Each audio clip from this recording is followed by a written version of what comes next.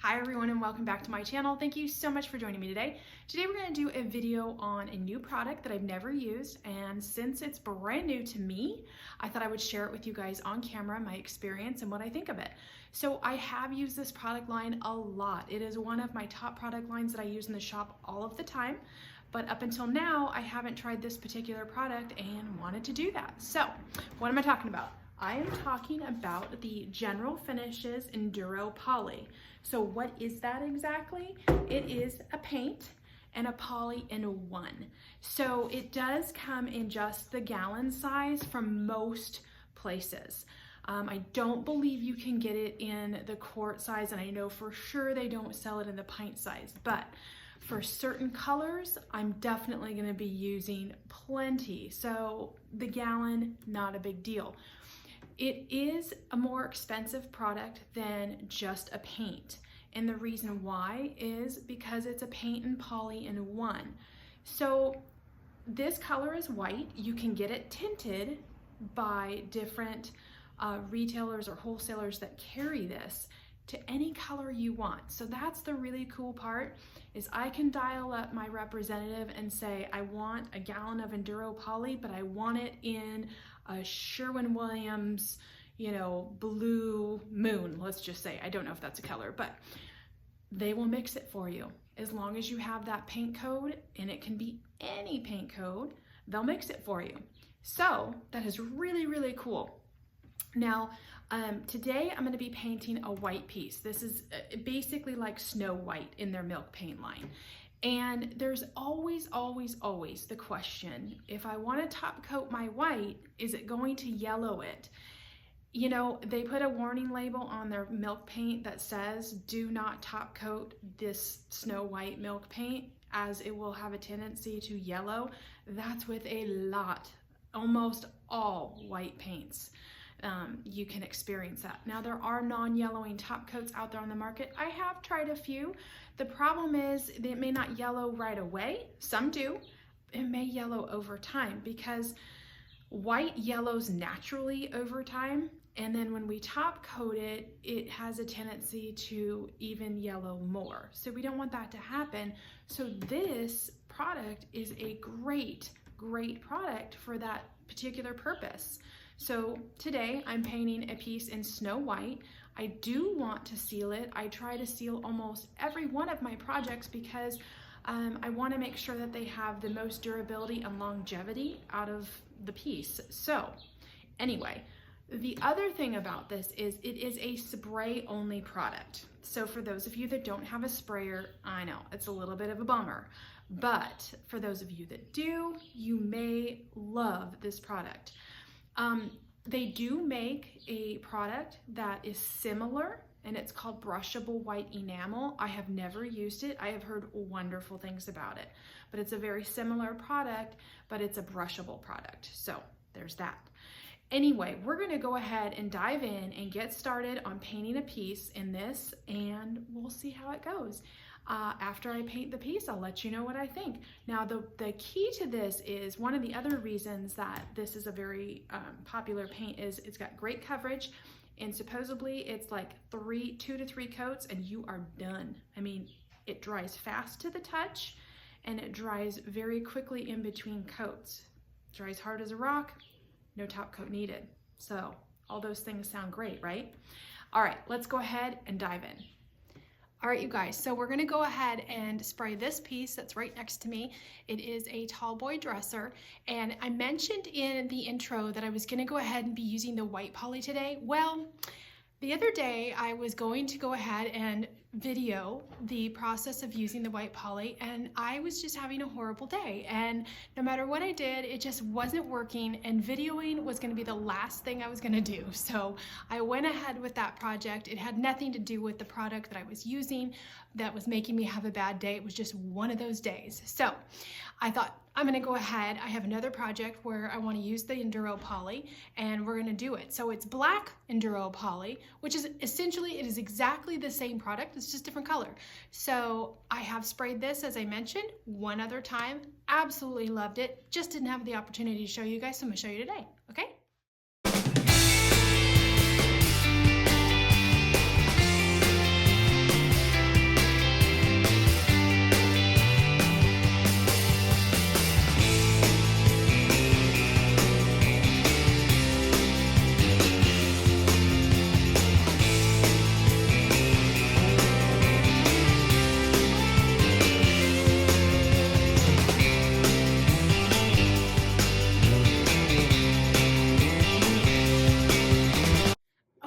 So I am going to show you just how incredibly beautiful that sprayed. One coat. I think I'm going to need 2 coats of this and I'm done. It's very, very thin consistency. If you're used to working with, let's say, the General Finishes milk paint, this is a completely different consistency. Again, it is only a sprayable product, so it's not brushable at all. But through your sprayer, this is like, it just goes on like glass. And black is one of the hardest, actually black and white are both the hardest colors for white for coverage purposes and black for the mere fact that everything flies in it. So if you have to do black paint and then you've got to do a top coat over it, I dread doing that. With the Enduro Poly, I don't have to do that. So I can't wait to see how it comes out. I am going to go ahead and shoot the top and I'll go overhead so you guys can really see up close how it goes on.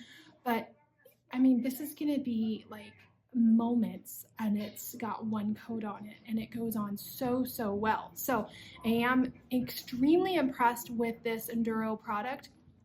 Like I said, I am new to it. I haven't used it before. I have no idea why.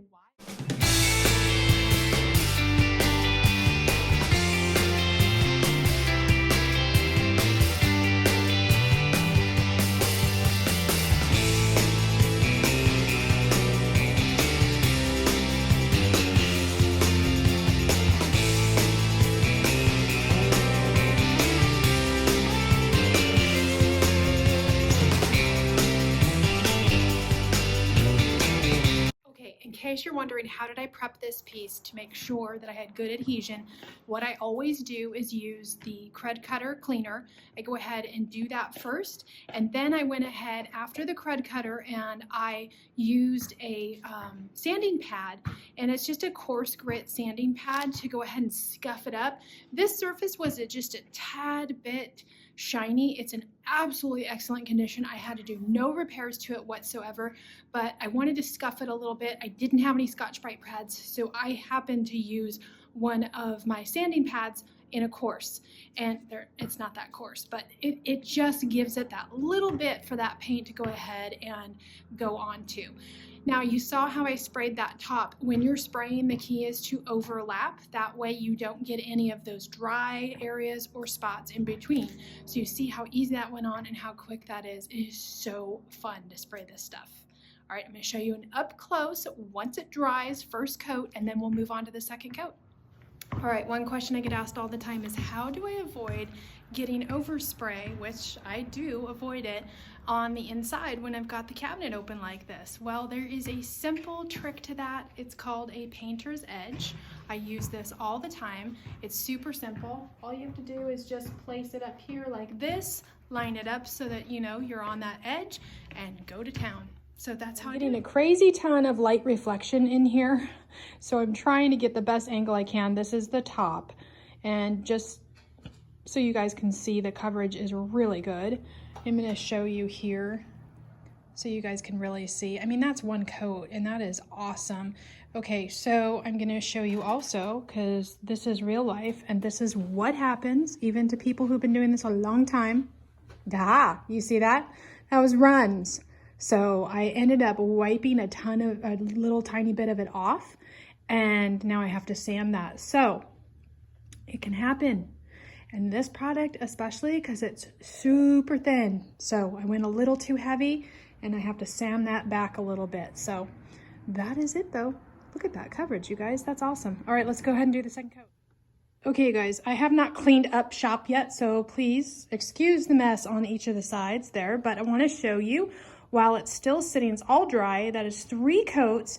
I have done 3 coats because I had some runs that I had to sand out, and I wanted to make sure I got a really good solid coverage over it after I had to sand it down. And yes, you can sand in between coats. I used 320 and 400 grit. It's what I had on hand, and you can also use a fine grit sanding pad if you want to, but those 2 grits were just fine. But that is 3 coats. Guys, that is it. We are all done. We are at the end of the video. I will showcase a photo of the completed project as soon as I get the hardware on there and get it staged. It came out beautifully. One of the things I will tell you, black is the hardest color. Black, navy, any of the super dark colors very, very difficult to paint unless you are in a controlled environment where you have no dust. And I wish I had that, but I don't. So being that this is a paint and poly in one, that is a huge lifesaver, because in the past when I've painted black or dark colors, then I have to make sure that nothing gets on it and then poly it and then nothing gets in that. So it's just such a process. Black is a beautiful color once it's done, but to do it and get it flawless and everything flies into it and everything shows in black, as you all know, if you have a black car, same thing, any speck of dirt, it shows. So getting that flawless finish was super helpful using this Enduro poly. I would highly recommend it if those of you that are painters have sprayers. If you don't have sprayers and you're interested in, I do have a video showcasing how I use my sprayer, how I load it up, and how I like it. I have two sprayers. I have an Erlex 5500 and I have a Fuji Semi-Pro 2, both great sprayers. When I got the Semi-Pro 2 by Fuji, I have not retired the Erlex. I use it probably just as much. A lot of times it'll allow me to have multiple projects at once going on, or I can have top coat in one and paint in the other. So they both spray beautifully. And this came out after I got, you know, a little more light-handed. It came out absolutely beautiful. So that is my one tip with this, is go super light, because it is an extremely thin product. So I went a little heavy and got some runs, but no big deal. When that happens, you let the runs dry, go back, sand it down, good to go. So I had no issues.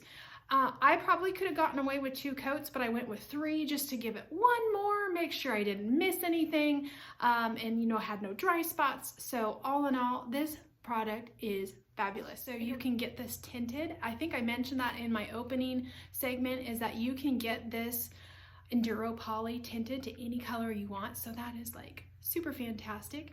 You just have to find someone in your area that does it. Just call around if they carry General Finishes products and ask them if they do custom tinting. But so this is just an awesome product. I absolutely love working with it. The reason I haven't really done anything before now was because I just really started spraying my pieces over the last year when I got my sprayer. Before that, everything was hand brushed. That's a question I get asked a lot. Do I spray all my pieces? No, I don't. There's several techniques that have to be done with a brush by hand, and I do that. And there's also parts on pieces that you just can't spray. Trim, things when you have a paint stain combo, you have to use brushes in certain areas. So I do still brush a lot of my pieces, but this allows you to get just an absolutely flawless finish with a sprayer, and then to have a wonderful product that you're spraying that is just the best. So I hope this video was helpful for you guys today. I just wanted to share with you my experience. I absolutely would recommend this product for sure. And if you have any questions or positive comments, please make sure you leave them down below. I always love hearing from you guys, and I will answer all the questions that you ask. So have a great one. Thank you for subscribing. Keep subscribing so you can get all of my videos in the future. Stay safe, stay healthy, and I'll catch you on the next video. Thanks, you guys. Bye-bye.